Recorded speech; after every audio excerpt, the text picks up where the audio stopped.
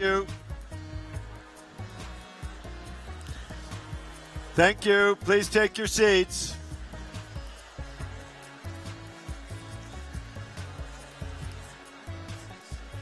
Thank you.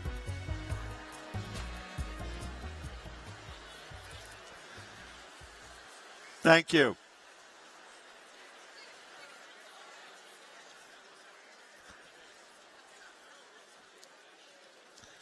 Thank you.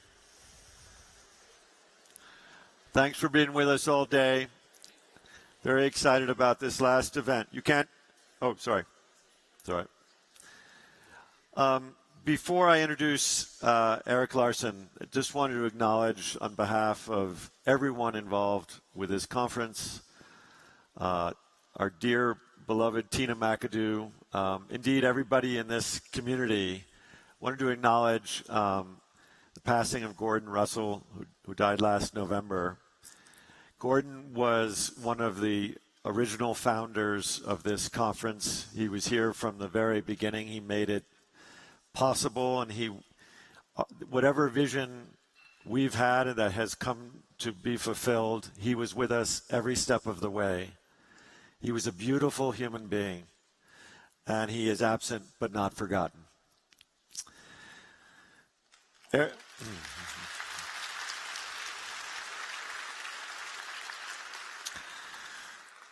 Erik Larson. I am delighted that Erik has come back. There's a small handful of master storytellers in narrative nonfiction. I will not name names except to say that Erik is absolutely one of them. You don't need me to tell you this.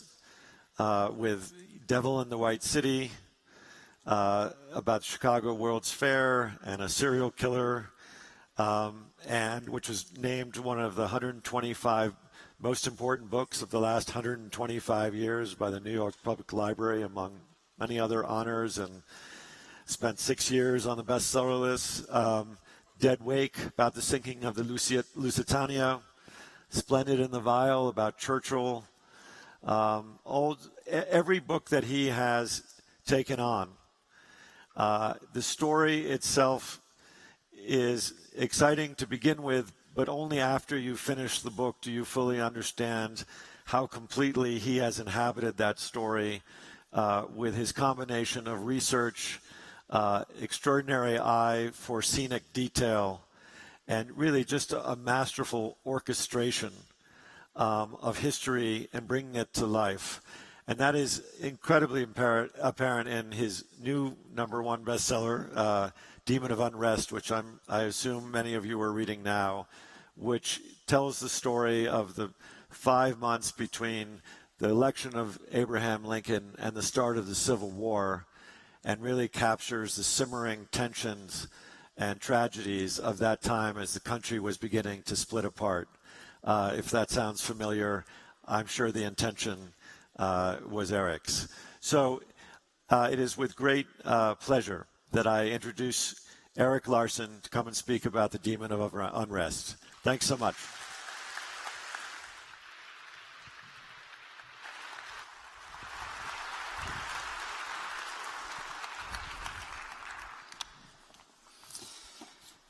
It's great to be back. Last time I was here was 8 years ago. A lot has happened in the interim. It is so gratifying to come to a place like this and see an actually full venue here to listen to a writer talk about his book. Because, as I've said before, I'm sure, it doesn't happen all the time. And so I have to tell you about my very first ever book event, because this makes me very nostalgic for it. This is back in the 90s. I wrote a book called The Naked Consumer.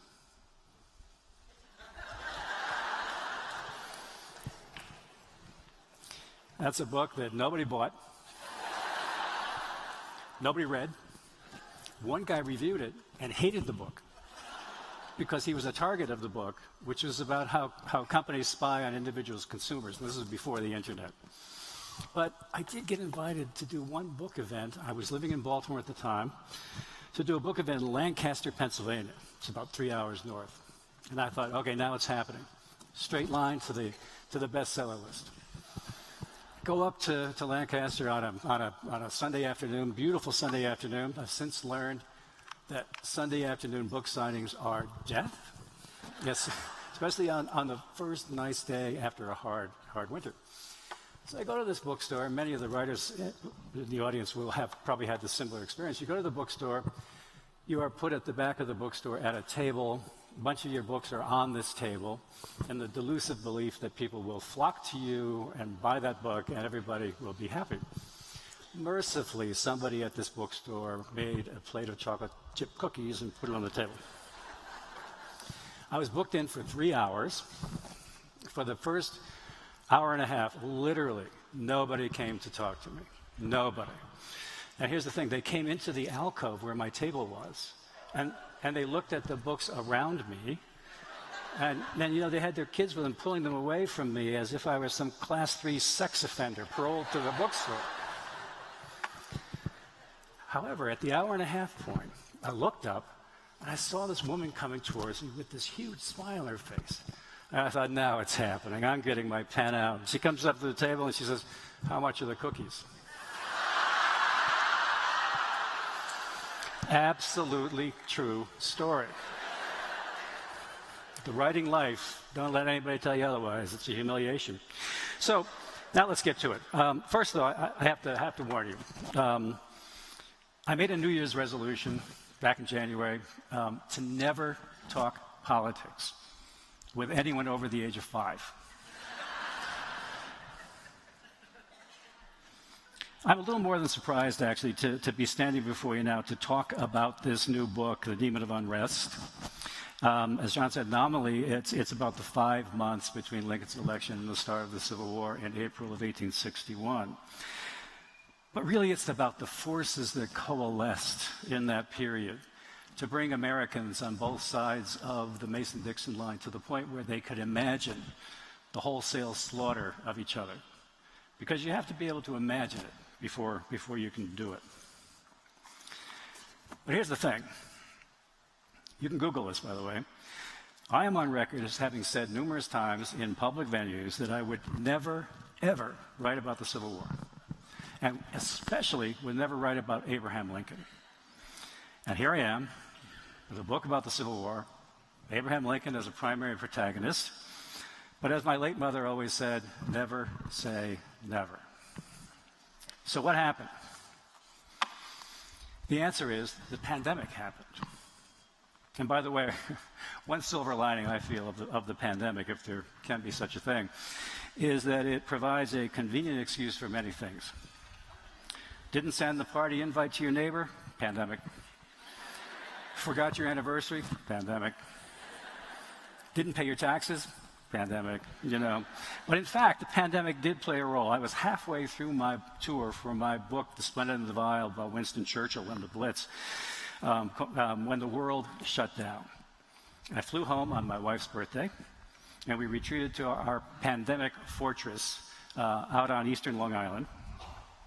I found myself with a lot of time on my hands that I had not expected to have, and decided to use it productively. I was going to look for my next book idea, which is always a difficult time. Nothing was particularly moving me. As my publicist would say, I was back in the dark country of no ideas.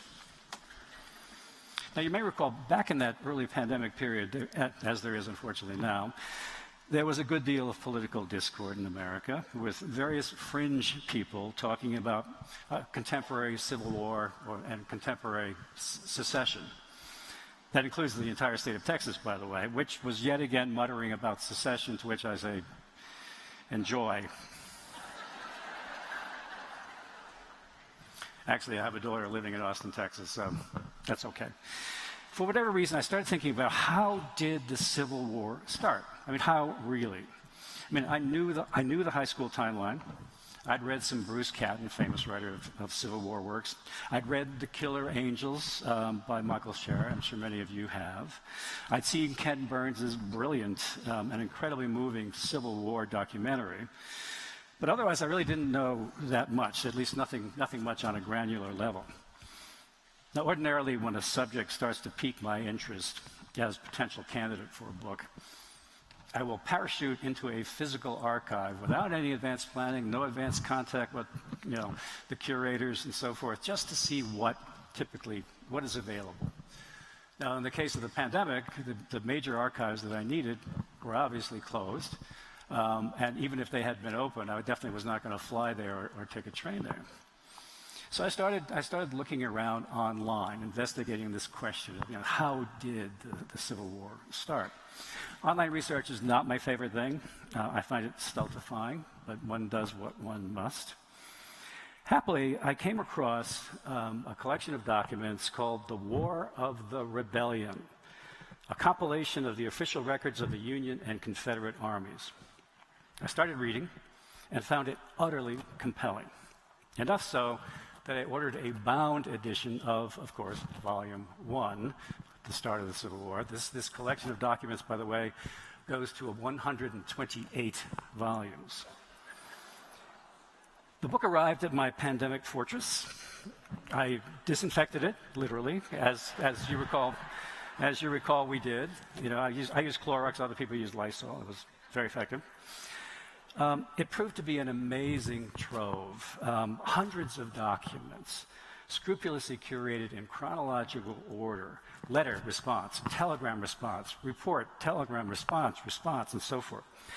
Capturing in vivid and surprisingly literate and intimate detail this inexorable drive toward civil war. It occurred to me that this could be the narrative spine of a very suspenseful book, a kind of a historical thriller.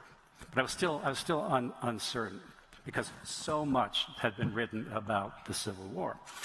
I asked my pal Siri the other day about this, and apparently 60,000 books have been written about the Civil War. And as she assured me, others are being written monthly.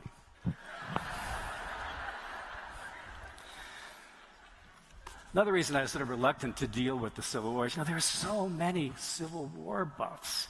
I didn't need the grief. I'm sorry, did you say that musket barrel was 55 inches long? It's actually 55.8. And if it's a rifled barrel, it's only 40 inches. By the way, those are accurate numbers. A great friend of mine, my late friend Tony Horwitz, did a terrific book called Confederates in the Attic. I don't know how many of you read that. It was great. It was about Confederate war reenactors. He would tell me stories about who came to his signings, including a woman who arrived with a fully loaded Civil War cannon. I didn't need that kind of grief in my life. I have a regimen for testing the viability of book ideas. First, and this is pretty obvious, it has to be an idea that interests me and that is likely to interest me for 3 or 4 years. Second, it has to have an organic narrative arc. That is something about the idea that makes it inherently suspenseful or otherwise compelling. This is very important. On one occasion, it actually was the book that I talked about the last time I was here 8 years ago. I took on a book solely because it seemed to offer an engaging exercise in suspense. It would allow me to put on my Alfred Hitchcock hat and just go wild. And that was the story about the Lusitania. After I discovered that the submarine commander's war log, which was this wonderful narrative account of this horrible patrol that he went on that culminated in the sinking of the Lusitania. Once I got that, I realized, wow, now we know where the submarine was. We always knew where the Lusitania was. It's one of those occasions where when you know what the ending is, it adds to the suspense. It's like, oh, please, dear God, don't let this submarine reach the Lusitania and sink it. Now, I remember doing after this a presentation at a very large newspaper in New York. And there was a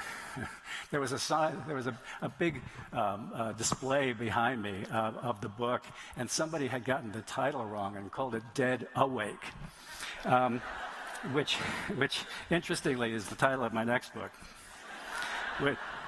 It's about Congress. I'm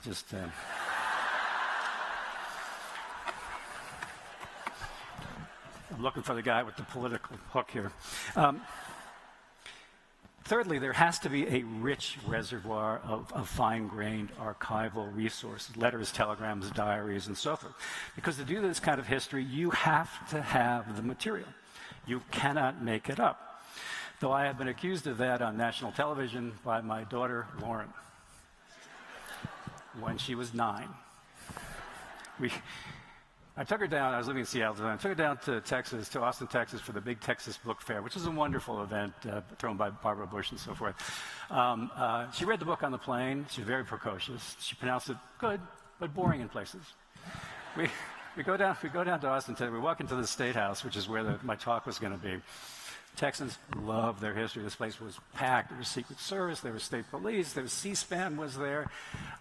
Everybody was there. It was really very exciting. And happily, they had left a seat for my Lauren right over there. I said, Lauren, go sit down.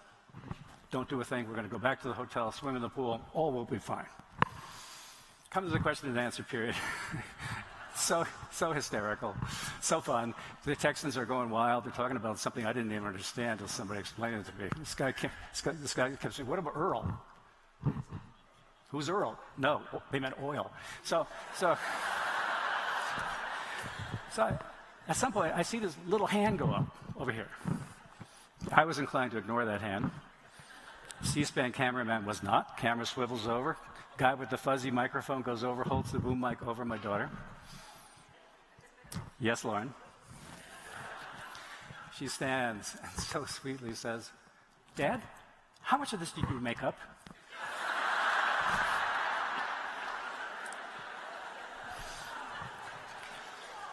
And I said, "Lauren, how are you getting back to Seattle? I'm just curious about..." But in fact, you cannot make it up. This is why I'm very clear. I've done this now in my last few books.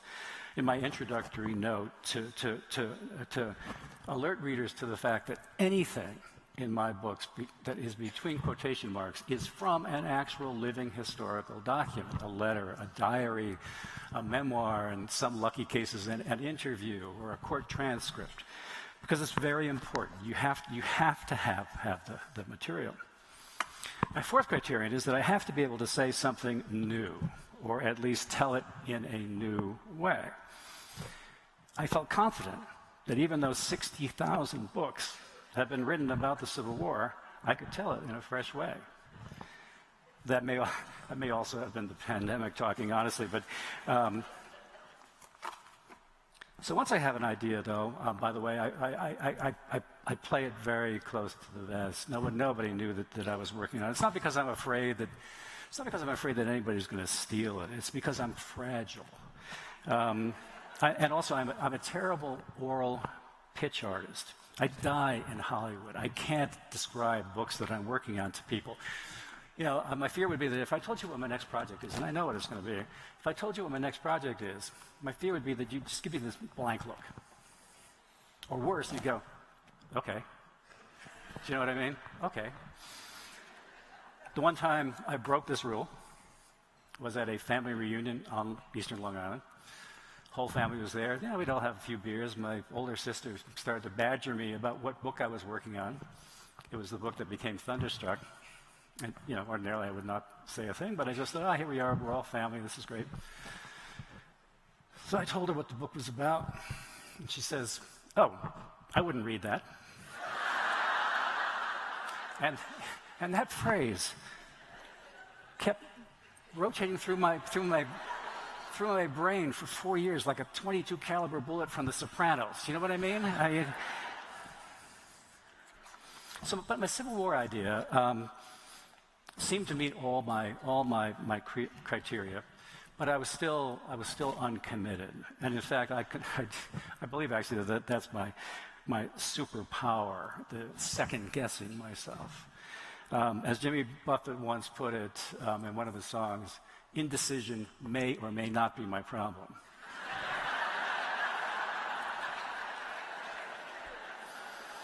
But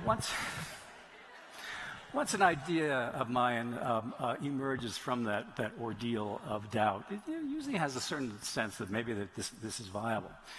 But then came the events of January 6, 2021. I watched the whole thing on CNN in my office. I will never forget it. I was appalled, anxious, enthralled, and, in fact, riveted. There was also comic relief, and by the way, whenever I write a book, I don't care how dark it is, I always look for some element, if it exists, if I find it, that is funny. I heard Dennis Lehane talking the other day that even in the midst of darkest tragedies, there's some funny stuff. So I was, like I said, I was totally riveted and enthralled. In this case, the funny part of the whole saga. I shouldn't go there, but I'm thinking here of Josh Hawley. Heroic rebel in one moment, offering a fist-high salute to insurrectionists. The next, sprinting in terror through the halls of the Capitol. May I say that I have never seen anyone run that fast since Usain Bolt took the gold in the 100-meter in Rio in 2016. But I'm really not going to talk politics at all today. But I realized that what I had experienced had to be what countless people experienced in the antebellum period of the Civil War, leading up to the Civil War. I also, on January 6th, I also got the eerie feeling that some of the materials that I was reading for my research could have been written today. The two moments of greatest national concern in 1861, prior to the actual start of the Civil War, the two moments of greatest concern were the certification of the electoral vote and the inauguration. Would these come off without interruption? Now, doesn't that sound familiar? They handled it differently in 1861, by the way. America's commanding general at the time was Winfield Scott, a revered veteran of past wars. He was sort of at the end of his arc of viability, if you will. We kind of know what that's about as of today. But, he was kind of near the end of his arc of viability. He was about 6'4", 350 pounds, had every conceivable ailment, spent much of his time with his feet in an ice bath. One naval officer described visiting him in his office as it was like visiting a sick bear in his cave. But Winfield Scott was an utterly loyal patriot. And he vowed these things were going to come off, the certification and the inauguration, no matter what. He filled Washington with troops. He vowed that if anybody interferes with the electoral count, he would strap that person to the muzzle of a 12-pound cannon and blow him out the window of the Capitol, and, as he put it, manure the hills of Arlington, Virginia with his body. Could have used that, back then. But needless to say, by the way, the electoral count and the inauguration eventually did come off. But it occurred to me that this was very much a story with a contemporary resonance, something that, not that I'm going to write this thing by constantly alluding to today, but that there was a real organic resonance with today. But now came this the usual challenge, which is, okay, how am I going to tell this? Through which characters am I going to tell this story? I wanted to capture, in as vivid a way as possible, the gathering darkness as North and South grew further apart.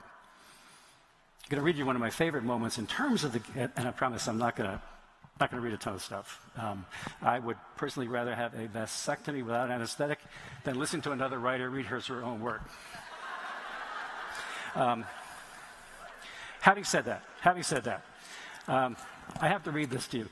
This is one of the sort of, to me funny. And unfortunately, I couldn't even get it into the main narrative. So therefore, for those of you who like footnotes, I always put interesting stories in the footnotes.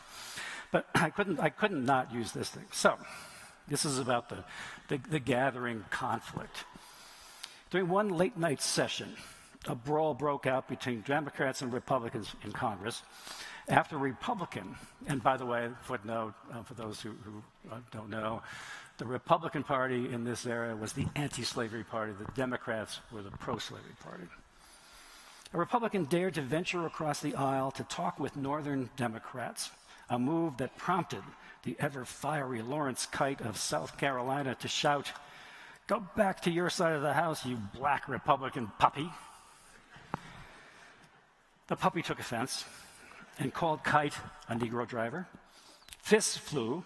Congressmen boiled forth from their desks with, quote, some 50 middle-aged and elderly gentlemen pitching into each other.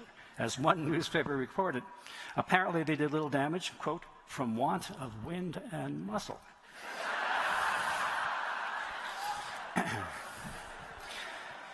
The House Speaker grabbed his official mace, a 46-inch ebony rod topped with a silver globe and a lethal-looking solid silver American eagle with a wingspan of 15 inches. Another member prepared to hurl a spittoon made of stone. Still another took hold of a member's hair with the idea of holding the man still so he could punch him in the face. The hair was fake. When the toupee flew off, laughter filled the chamber, and the melee came to an end. History. So early on, I came across the diary of an influential secessionist planter named James Henry Hammond. In addition to being a wealthy, politically powerful planter, he was one of the antebellum era's most influential proponents of the so-called pro-slavery ethos. This was what Southern planters managed to do in the course of the antebellum era, from 1800 on, to persuade themselves. They weren't going to persuade anybody else, but they managed to persuade themselves that slavery was the best of all possible worlds for the enslaved blacks to whom it applied. They used religion, they used anthropology, they used medicine to try to make this case. Now, usually, apart from a really fine biography of him by Drew Gilpin Faust, who is one of the writers attending here at Sun Valley, usually he's treated as a talking head, an observer of events. But I found him to be an incredibly compelling villain. This was a guy who at one point had a sexual dalliance with 4 of his nieces at once. I know, the U factor is terrible. He also slept with 2 of his female slaves, had children by them, and then, the patriarchal world of the South, that era in the South being what it was, then he bequeathed them for the similar purpose to his eldest son. Total villain, which I love. I love a good villain. I also realized, though, he could play a very strategic narrative role. One problem with writing about the Civil War, as I quickly found, is, especially writing about the start of the war, is you need to convey a lot of backstory. And there's 2 ways to do that. One is through a boring monographic historical account, just recounting the events, da-da-da-da. You would kill your audience, you would not sell a book. But if you tell it through the lives of colorful characters who lived the backstory, people like Hammond, I realized that could be a strategic approach for managing to keep the energy of the narrative going. Another character I came to adore was Mary Boykin Chestnut, preeminent female diarist of the Civil War era. In standard Civil War historiography, she too tends to be drawn upon for comment, but I felt she wanted to step forth as a character in and of her own right. Her observations have a very contemporary ring. She was a vivid writer, and referring to one fellow society matron, she wrote, "What a little miscreant." Now, this may tell you too much about my personality as a writer, but if somebody calls a fellow society matron a little miscreant, she's in my book no matter what. Mary, at one point, writes of the celebratory mood in Charleston on the eve of the Sumter bombardment. But she also gives us later on a poignant insight into the unanticipated consequences of the South's enthusiasm for secession.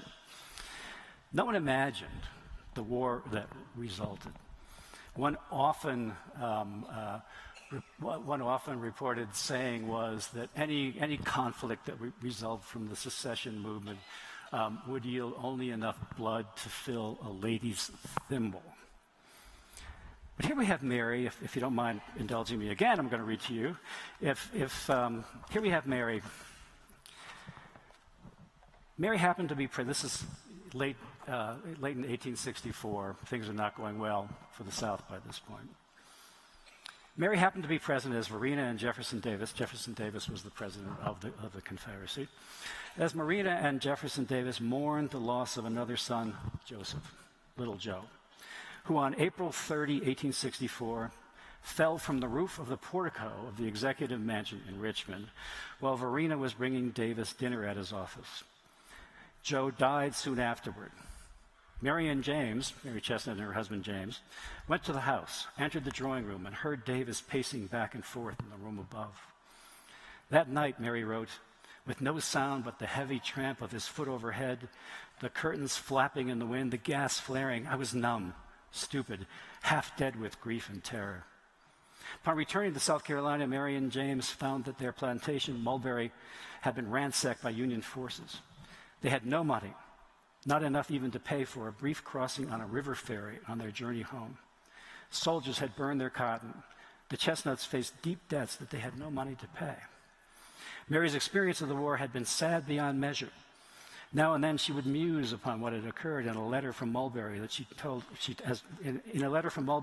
friend, quote, "There are nights here with the moonlight, cold and ghastly, and the whippoorwills and the screech owls alone disturbing the silence, when I could tear my hair out and cry aloud for all that is past and gone." So a wonderful writer. Was a tremendous, provides tremendous energy in the book. And then there came Abraham Lincoln. I dreaded, as you know, having to deal with Lincoln, even though, according to my pal Siri again, only 16,000 books have been written about him. I decided to approach him with a show-me attitude. Again, this may have been the pandemic talking. I didn't want to automatically buy into the hagiography of Lincoln. I deliberately went in tabula rasa, show me what you've got. And he did. And I'll tell you what won me. His warmth, his humanity, but especially his sense of humor. I'm going to read something else. This is Lincoln during his amazing journey from Springfield, Illinois to Washington, D.C. He wanted people in America to literally see this man that they had elected. And so he made numerous stops along the way. On that afternoon of February 11, 1861, Lincoln's special, his train, stopped at Thorntown, Indiana, to once again take on fuel. As had occurred at every prior stop, a crowd gathered and demanded a speech. Lincoln parried this by offering to tell one of the folksy stories of which he seemed to have an inexhaustible supply. He cautioned, however, that he probably shouldn't be telling stories, given that he was on his way to assume the highest office in the land. But he would tell it, he said, quote, "if you promise not to let it out," end quote. He began. A man running for a county office had a favorite horse that was sure-footed but slow. The man knew he was likely to win the nomination for office. On the day of the convention, he set out on his horse for the county seat, but the animal insisted on nibbling every comely bush along the way, despite the would-be candidate's use of a whip and spurs to prod it along. Lincoln was midway through a sentence when the train began to move. Lincoln laughed, the crowd laughed. Someone shouted, "He need not worry about this particular story getting out." Lincoln waved, the train gained speed. At the next stop, Lebanon, Indiana, 10 miles farther on, Lincoln stepped out onto the end platform of his car just as a group of people came running up along the tracks. These were local citizens, but a joke circulated that they were actually residents of Thorntown, the previous stop, who had run all the way and were, quote, pantsing outside to hear the conclusion of the story. Lincoln found this hilarious and retold the story, this time to completion.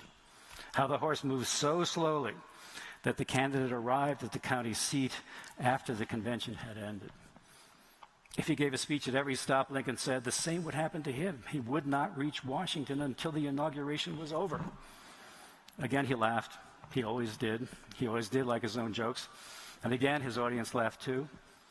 Quote, "I bid you an affectionate farewell," he said. "I cannot miss the inauguration." And note, a little footnote there, he also could not spell. He could not spell inauguration for anything. My takeaway from working on this book was that the inconceivable is always conceivable to someone. And also, when people start talking crazy, take them seriously. Take them seriously. Now,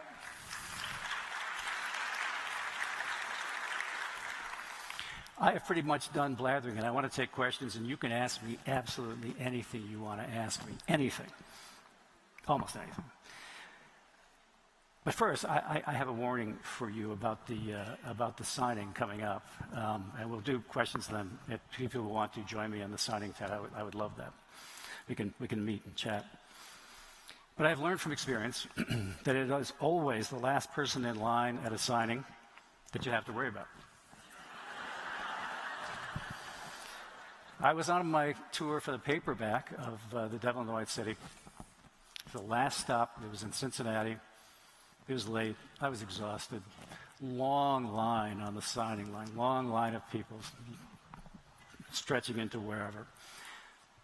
Off in the corner, I saw this woman with a copy of my book, a hardcover copy of my book. This is a paperback tour, and she had a hardcover copy of my book. Psychopaths always know what you need. She was over in that corner. I knew that she would be the last person in line. The line dwindles. Sure enough, she comes up to the table, sets the book down in front of me, opens to the right page, sets the book down in front of me, and she leans in and she whispers to me, "My husband is trying to kill me."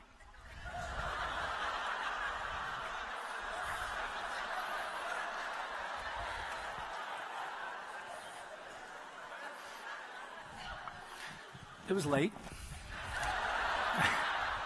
I didn't really know quite what to do, so I asked her, "Well, who should I make this out to?"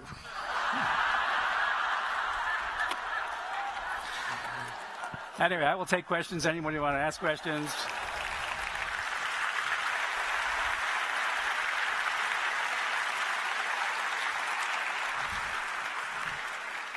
Thanks, Erik. Please raise your hand high if you have a question. Anybody? The light's a little weird. Yeah, right here. Thanks. Thank you, Mr. Larson. I was wondering this from some of the earlier authors, but perhaps you can tell us. So the settings of, many of your books are, The Sinking of the Lusitania, Chicago, In the Garden of the Beast, which is set in Berlin. How important is it for an author or especially you to actually experience those places firsthand when you write a book? Crucial. I would argue you can't do it unless you actually eventually get there. Happily, like in the case of the pandemic, things relented and I was able to get to Charleston and do stuff. And also, may I just say that, that's half the fun. Yes, I told you I don't like doing online research, and I really don't. But when you do research travel, amazing things can happen. It's the most fun. You never know what's going to happen. Story time. So I'm working on my book. Again, this is a book, Thunderstruck. I brought my eldest daughter with me to Italy because at this point she was 16 and she was already fluent in Italian, and I figured this would be very helpful. I had made, every conceivable reservation, non-refundable airfares, hotel reservations, everything set. The Pope dies. His funeral was going to be the day after our scheduled arrival. Rumor was we would have to sleep on the plane. And I promise you I'm leading up to something here.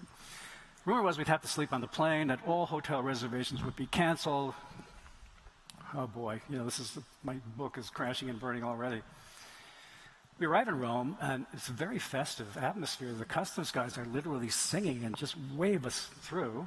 We get a cab, takes us into the city. Civilian cars were banned, but for the funeral, but taxis were allowed. We go to the hotel in the old section of Rome. I'm checking in. The reservation is there. It's good. And I told my daughter, look, why don't you ask the concierge for a good recommendation for a place to go for dinner? So she said, okay, Dad. She goes, talks to the concierge. She told me later that she swore that this guy knew something was up. So he steered us to a place called Da Sabatino, Italian place, indoor, outdoor. We sat outside, when in Rome, right? We sat outside. It was just us along sort of a corridor between tables in the outside part of this restaurant. The only other people in the restaurant outside were 4 priests who were drinking comped whiskey. The waiter really got a kick out of my daughter and her Italian, which was actually quite good. We went to pay the bill, and he says, you might want to stick around for 5 minutes. Why don't you order dessert? So we ordered dessert. We stick around for 5 minutes. 5 minutes later, this caravan of Italian police cars, these small gray Alfa Romeo police cars, comes bursting into the piazza with these young, hot Italian cops, leaning out of the car with their guns drawn, right? And my kid at this point was totally into the TV show Alias, and I'm like, hey, do I deliver or what, And so they come screaming into the piazza, and in the center of this caravan of cars is a giant black Chevy Suburban. Now, anybody's been to the old section of Rome, you have to ask yourself, how the hell did that Suburban get there? I think it had to have been airlifted in. But caravan arrives, there's Suburban pulls up at the base of this row between the chairs. Door opens, shockwave of charisma blows through the old section of Rome. Who steps out of the Suburban but William Jefferson Clinton? And he comes walking up the center of this thing, comes up to us. Who's he looking at? Me? So he comes up opposite my daughter, looks down, and goes, "Whoa, hi."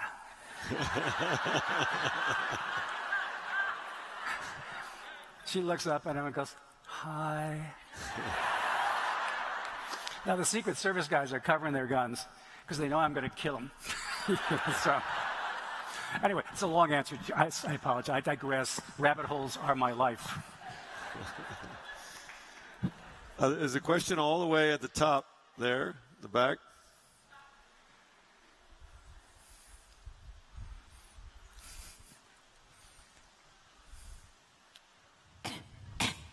Okay. I think it's very interesting that Fort Sumter kind of serves as this focal point for your book, and that January 6th was an inspirational catalyst. And I'm wondering, when you look at the antebellum period, right? You have the Sumner caning in 1856. Yeah, right. And there's this kind of cascade of political violence in Congress. And I'm wondering if there was a particular event maybe closer to 1861 that you saw as a particular tipping point.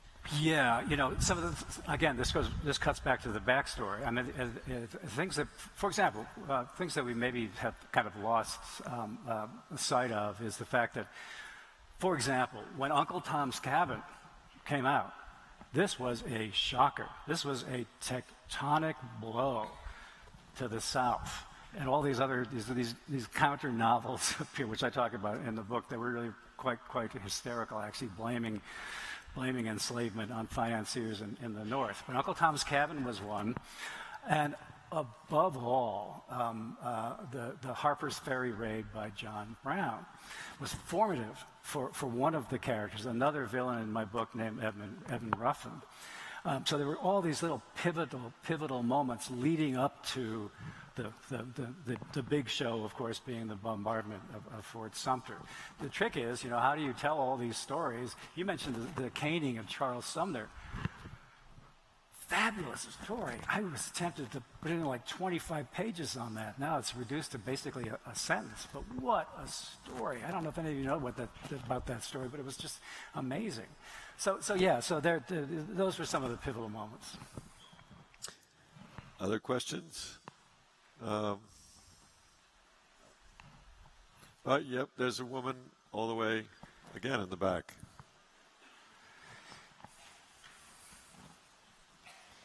To finish your book, it sounds fabulous. I'm going home to read it right now. What are you working on next? She's a paid actor, actually. Like I said, that is the forbidden question. I will not say, as I told you, why. I do know what it's going to be, and I will tell you the era. The era is I'm going to go back into the Gilded Age for this story. So, I should say also, by the way, that the Gilded Age is in fact one of my favorite areas to investigate. That was the Devil in the White City was the Gilded Age, because that was a time when Americans, we had a different outlook back then. Everybody thought in big terms, and there was a lot more unity, a lot more pride, hubris, more likely, hubris to the point where we kind of felt we could do anything we wanted to. That's why the Ferris wheel appeared at the World's Fair of 1893, when there had been no prior Ferris wheels, and it was the giant thing that so tall, nobody's ever built one like it before. I mean, that's why I love the Gilded Age. So that's why I'm venturing back into that era. There's another question from the way back. Hello, thank you so much. So I have, it's not necessarily... Wave at me. She's all the way back. Right here. Very top, yeah. I'm in the middle of the Demon of Unrest right now, absolutely loving it. But what I've noticed is how articulate everybody was in their writing. I mean, their letters are eloquent, the words are amazing. I mean, sometimes a little verbose. But I was wondering if you wanted to comment on the difference that you see with people writing then, letters, historical commentary, and what you see now. I just have been fascinated about it, and especially with the new AI generation, just what maybe your thoughts are there. You mean like, what about that bombing of Sumter, LOL? I thank you for pointing that out, because it was one of the things that I was really struck by in doing the research for this book was how articulate these people were. Almost to a man and woman. The only inarticulate letters that I came across were from a particularly execrable slave trader. But otherwise, articulate. Even this one of these villains, Edmund Ruffin. I mean, his diary is 4,000 pages. 4,000 pages of anti-North vitriol. But he's incredibly articulate. He read all of Shakespeare before the age of 10.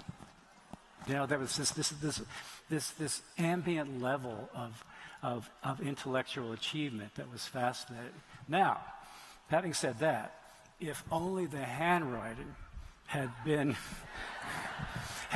as superb as the writing. I mean, you forget that there's longhand, and people always back in the day, that's all they did. This is the pre-typewriter era, and it was hard to go through that stuff, hard to read. I mean, there was this technique that people had to actually write two letters in one letter, write it this way and then write it sideways. It drove me crazy. But when you finally translated, the letters were good, articulate, brilliant. And what's going to happen now? I mean, I fear for future historians. Although I do understand that the National Archives is actually archiving tweets. And that'll be a delight for the next people down the line. It's going to be interesting. But thank you for pointing that out. I loved reading some of these things. They're just so amazingly articulate. Thank you. Other questions? Here is somewhere in the middle of the blue shirt. Thanks. Thank you. I read The Devil in the White City, and one of the things that was most surprising to me was how much I geeked out about the engineering and the architecture in the book, because there's not a lot of pictures in the book. And I'm a structural engineer, and I was just loving your descriptions. I felt like I could see the hand drawings you were describing. I was just so impressed by that, and I wondered, like, for you to be able to describe that so well, did you already have an interest or a background in architecture and engineering before you started the book? I did not have a background in architecture, but I definitely had an interest in architecture, and I had people who assisted me if there was any question that I had that about the engineering, the architecture, and so forth. You would have liked a big chunk of the book that my wife made me cut out.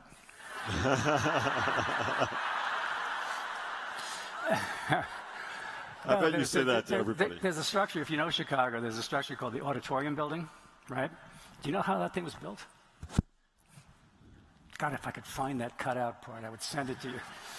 But it's 20 pages about how Burnham and Root somehow managed to overcome the really devastating weakness of Chicago soil.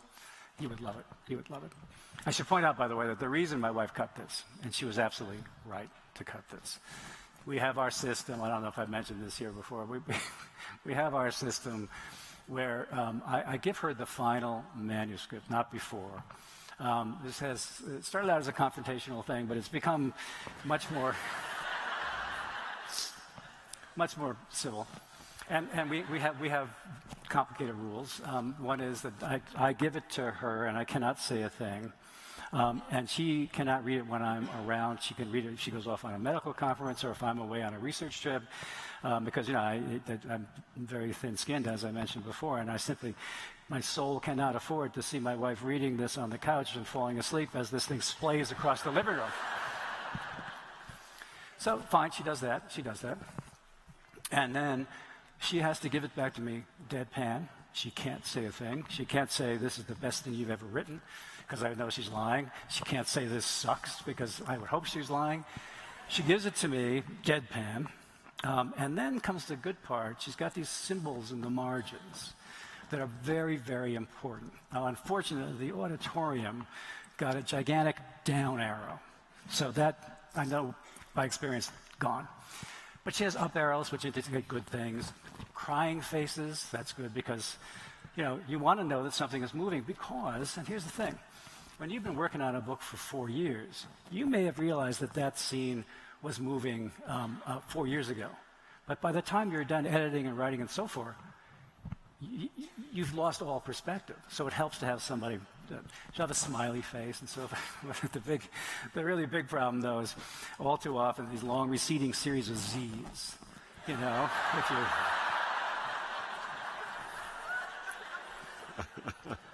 But thank you for your comment about the engineering. That was a real pleasure for me.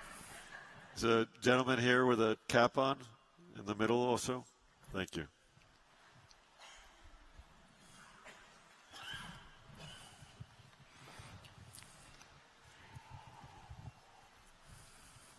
If you've had a chance to read the Heritage Foundation's 2025? 2025, I think you I don't read porn. Pardon? If you have had a chance to read it, I think you'll find it very mindful for you of the research you did on Garden of the Beast. Oh, wow. I plan to read it. I simply, given all the turmoil of late, I just have not been able to bring myself to do it. I mean, what a couple of weeks. It's been crazy. But I plan to read it eventually. Thank you. Thanks for mentioning. Any other questions? Up here, to the right, in the orange. Thank you.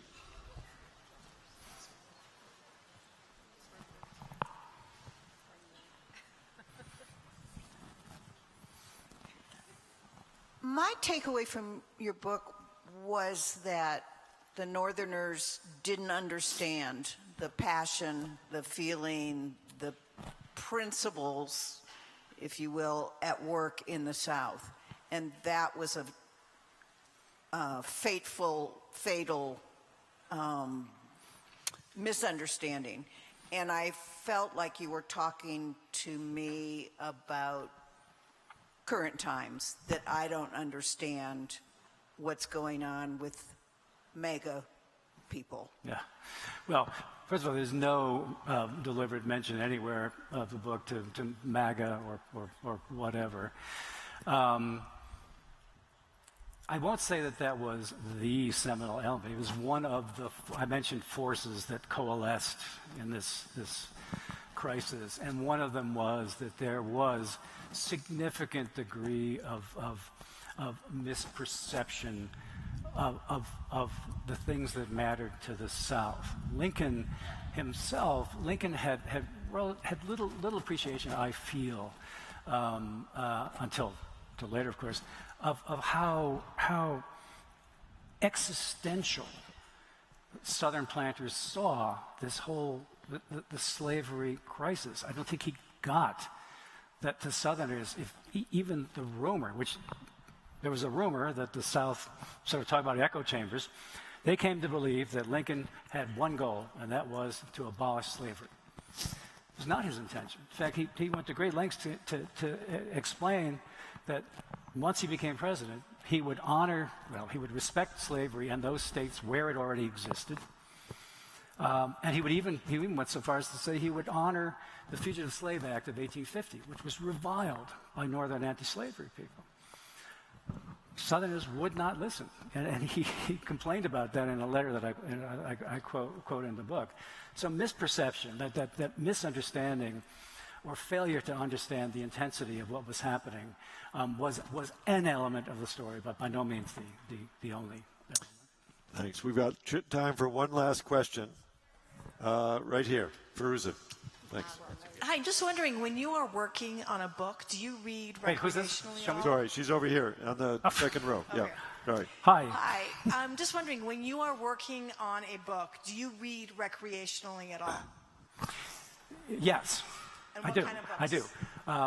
So my regimen, when I'm working on a book, during the day I read nonfiction, and I read an awful lot of really abysmal nonfiction. 5 o'clock rolls around. My wife and I have our new regimen. We still do the book thing, but I have this little shop bell on my desk, and I bang it at 5 o'clock sharp. Mix a martini. She pours a glass of wine. Turn on Spotify French Cafe Lounge, and I read fiction. Only fiction. I only read fiction for pleasure.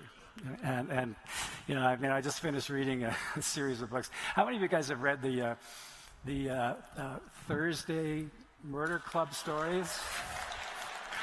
I never thought I would get into this. Our daughter mentioned it to us. I love them. I can't wait for the next one, you know? Anyway, so it's fiction after hours. I should have a podcast, Fiction After Hours. Erik, thank you so much.